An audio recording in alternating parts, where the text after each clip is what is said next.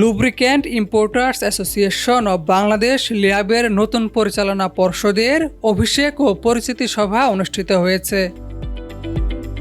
শনিবার সকালে গ্র্যান্ড প্যালেসের হলরুমে এই সভা অনুষ্ঠিত হয়। পরিচিতি সভায় প্রধান অতিথি হিসেবে উপস্থিত ছিলেন বাণিজ্য মন্ত্রণালয়ের যুগ্ম সচিব ডক্টর সাইফুদ্দিন আহমেদ। লিয়াবের 2026-28 পরিচালনা পর্ষদের সভাপতি নির্বাচিত হন মোহাম্মদ জমশের আলী। এ সময় তাকে সভাপতির শপথবাক্য পাঠ করানো হয়।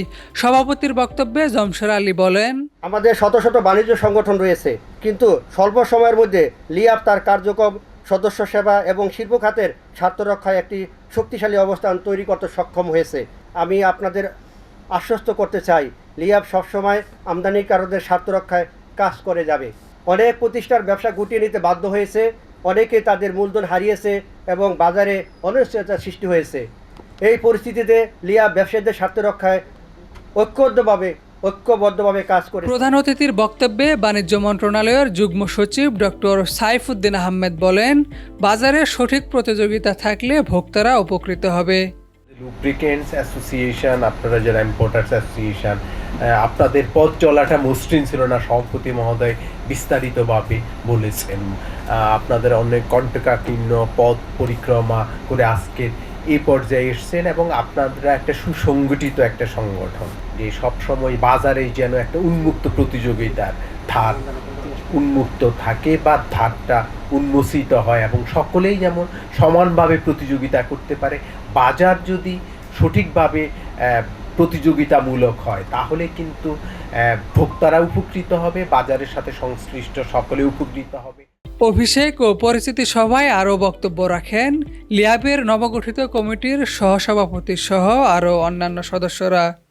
একটা সংগঠন কি প্রয়োজন সেটা কিন্তু আমাদের এই লুব্রিক্যান্ট ইম্পোর্টার্স অ্যাসোসিয়েশনের কর্মকাণ্ডেই প্রতিমান হয়েছে।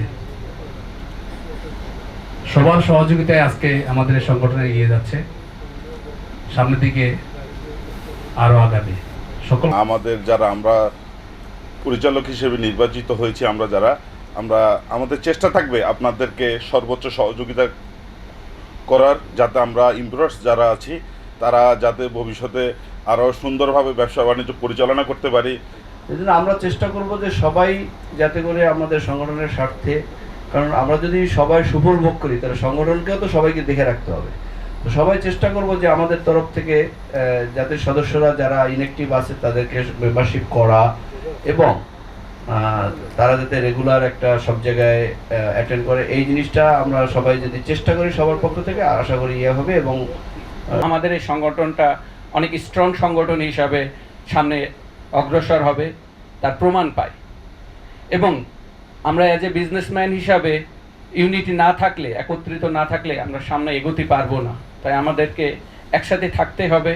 আমরা আশা করব যে বর্তমান বছরটা যদি আমরা প্রমাণ করতে পারি যে আমাদের এই শক্তিশালী প্ল্যাটফর্ম, আমাদের সবগুলো ইস্যু নিয়ে কাজ করছি এবং সমূহ যে চ্যালেঞ্জগুলো রয়েছে এটা সঠিকভাবে মোকাবেলা করতে পেরেছি, তাহলে ইনশাল্লাহ আমরা আরও মেম্বার আমাদের এই সংগঠনে অ্যাড করতে পারবো এবং এটা আরো শক্তিশালী করতে পারবো।